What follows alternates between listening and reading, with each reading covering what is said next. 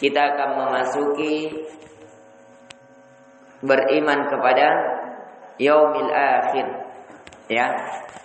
Yaumil akhir ini ditulis, ya, diperhatikan. Yaumil akhir dikatakan yaum itu artinya hari. Akhir artinya hari yang terakhir. Dikatakan yaumil akhir, dikatakan hari yang terakhir karena tidak ada lagi hari setelahnya. Jadi yang dimaksud di sini adalah ya hari kiamat. Jadi dikatakan yaumil akhir, hari yang terakhir karena tidak ada lagi hari setelahnya. Menulis ke? Ya. Cari pulpen di meja sana. Ini dekat Al-Quran ada pulpen. Ini. Tuh. Ya. Sekali lagi dikatakan yaumil akhir, hari akhir karena tidak ada lagi hari setelahnya. Jelas? Ini. Kenapa dikatakan hari yang tidak ada lagi hari setelahnya? Karena ketika telah terjadi kiamat besar, ya, langit telah terbelah, bintang-bintang dan planet telah berjatuhan, laut telah seperti air mendidih, kemudian gunung-gunung bagaikan ya sesuatu debu yang berterbangan disebabkan berjalan antara satu yang lain kemudian berbenturan. Itu sehingga semuanya lagi datar di bumi ini. Tidak ada yang tinggi, tidak ada yang rendah. Datar putih. Matahari dimasukkan ke dalam neraka. Jadi matahari pada saat itu sudah dimasukkan ke dalam neraka. Di surga seseorang tidak ada lagi cahaya matahari yang menyengat. Tidak ada panas. Tidak juga begitu dingin yang menjadikan seseorang menggigil. Jadi surga itu mendung. Surga mendung, kalau mau tepatnya kurang lebih seperti di sore hari. Begitulah surga. Ya, seseorang tidak panas kepanasan, tidak juga dingin sampai kedinginan. Sejuk. Itulah surga Allah. Dan di sana rindang. Ya rindang. Setiap orang memiliki kebun. Nah, ini diantara keindahan. Ya. Dan di setiap orang memiliki pohon sesuai dengan kadar banyaknya tasbihnya. Karena setiap tasbih kalimat la hawla wala quwata illa billah itu adalah kanzum min kunuzil jannah kata Nabi. Dia adalah bendahara dari bendahara seseorang harta karun.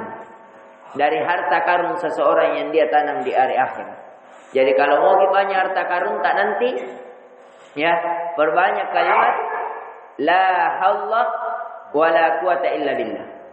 Adapun yang kita sering baca di salat, subhanallah, alhamdulillah, Allahu akbar, dia menjadi suatu tanaman yang kita tanam. Jadi di hari kemudian dia akan menjadi satu pohon. Satu pohon. Berapa banyak tasbih kita? Berapa banyak tahmid kita? Berapa banyak takbir kita? Itulah banyaknya pohon yang kita tanam di surga kita nanti. Jadi itu. Dikatakan karena dia tidak ada lagi hari, terbit matahari baru ada tenggelam dada. Matahari telah dimasukkan. Ya, ini. Kemudian karena matahari itu nanti dimasukkan ke sana, sehingga lebih terasa panasnya. Ya, bayangkan kalau kita serumah dengan matahari. Ya, naudzubillahi min dzalik. Ini. Kemudian wa tu'minu bil qadari khairi wa syarrihi. Dan engkau beriman kepada qadar, kepada takdir, kebaikan dan keburukannya. Jadi ada takdir baik, ada takdir buruk. Walaupun ini hanya sekedar pandangan kita. Di sisi kita, di sisi manusia. Jadi ditulis takdir baik dan buruk ini hanya sebagai pandangan-pandangan manusia. Jadi ada takdir baik, ada takdir buruk. Itu hanya sekedar dipandang dari pandangan manusia. tidak di sisi Allah. Jadi tidak. Segala yang ada di sisi Allah kebaikan, tidak ada keburukan. Nah, ini harus kita pahami. Ya. Segala yang ada di sisi Allah adalah kebaikan. Ya. Misalnya, ya, seseorang diberikan kebangkrutan oleh Allah. Menurut orang ini itu keburukan, bangkrut, musibah. Tapi di sisi Allah itu kebaikan. Karena segala yang Allah tetapkan adalah kebaikan. Kenapa? Karena Allah yang lebih tahu. Ya, yang mana yang lebih baik untuk hamba ditimpakan kepadanya. Jadi sekali lagi saya ingatkan, ya, wa tu'minu bil qadari khairihi wa syarrihi. Engkau beriman kepada takdir baik dan buruk. Di sini artinya hanya kepada sisi manusia, pandangan manusia. Adapun di sisi Allah segalanya kebaikan. Kata Allah Azza wa Jalla di dalam Al-Quran, wa asa an takrahu syai'an wa huwa khairul lakum, wa asa an tuhibbu syai'an wa huwa syarrul lakum, wallahu a'lam wa antum la ta'lamun. Bisa jadi engkau membenci sesuatu. Nah, ini sesuatu yang kita benci, padahal itu baik bagi kamu. Dan bisa jadi engkau mencintai sesuatu, ya, padahal itu buruk bagi kamu. Allah yang lebih tahu yang mana yang terbaik untuk kamu, sedangkan kamu tidak mengetahui segala sesuatunya. Allah yang lebih tahu. Ya, misalnya anak kita, ya, seperti di kisahnya surah Al-Kahfi. Kisahnya Nabi Musa waktu belajar sama Nabi Khidir. Ada anak yang dia bunuh? Ada. Umurnya kurang lebih 12 sampai 15 tahun. Anak kecil. Ibunya menganggap sama bapaknya ini anak yang paling disayang, saking sayangnya itu Allah jadikan menjadi sebab Nabi Khidir membunuhnya, dipenggal kepalanya. Riwayat lain diputar, ya, bahwasanya itu anak mamaing. Kemudian datang Nabi Khidir memanggil anak itu, kemudian diputar kepalanya ke belakang. Jadi dia terbalik langsung. Langsung kata Nabi Musa, kenapa engkau membunuh anak yang tidak berdosa? Ya, akhirnya kata Nabi Khidir, sudah saya bilang, kau tidak mampu bersabar dengan saya belajar. Ya, kalau Nabi Musa berikan saya lagi kesempatan. Kalau saya bertanya, kita akan berpisah. Ya, maka pergilah dia di suatu kota. Di sanalah dia memperbaiki rumah anak yatim yang mau roboh. Ya, yang pertama kan membocor kapal. Sampai di suatu pulau, di tengah perjalanan ini, sampai di suatu pulau tinggal. Di situ jalan lagi. Jalan di situ, itulah yang dia dapati anak yang lagi bermain. Di sini apa yang Allah inginkan? Bapak ini dia melihat takdir buruk atau bukan? Dia melihat takdir buruk, anaknya mati. Tidak tahu siapa yang bunuh. Ya. Dia benci, tidak dalam hatinya dia benci. Dia merasa kehilangan. Tapi itu Allah ketahui kenapa? Karena kalau anak ini menjadi besar, dia menjadi orang yang kafir kepada Allah. Dan karena ibunya sama bapaknya sangat cinta kepada dia, akhirnya anak ini mengajak bapaknya untuk dia murtad. Seandainya anak ini hidup, karena mamanya terlalu cinta sama dia, akhirnya dia ikut. Dan banyak begitu ibu-ibu, bayangkan itu. Berapa banyak mama, ya, yang menjadi kasihan pelacuran. Ya, kalau kita lihat di kota-kota besar seperti di Jakarta, di Surabaya, banyak ibu-ibu, ya, akhirnya menjadi pelacuran untuk demi apa? Anaknya bisa sekolah, anaknya bisa makan, anaknya bisa menjadi sukses, agar dia tidak menjadi orang miskin. Banyak, ya, banyak sekali.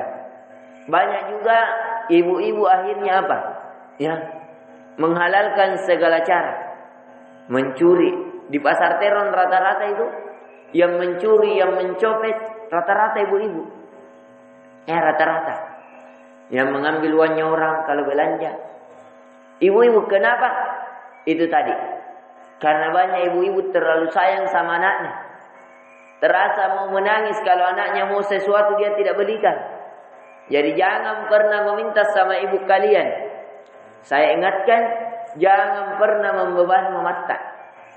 Kalau mamatta ada diminta, biar utang jadi. Biar emas yang dia pakai dia jual itu. Karena dia tidak menginginkan orang ibu itu, mama itu lebih dia kedepankan perasaannya dibanding akalnya. Terkadang menghalalkan segala cara. Pokoknya anakku harus ke begini. Anakku mau kodong belanja nanti anu. Akhirnya nak jual ke cincinnya. Nak jual kalungnya. Tidak ada cincinnya, tidak ada kalungnya apa? Akhirnya kodong jadi tukang cuci baju. Tukang cuci piring. Ya. Orang tua itu begitu, ibu itu begitu.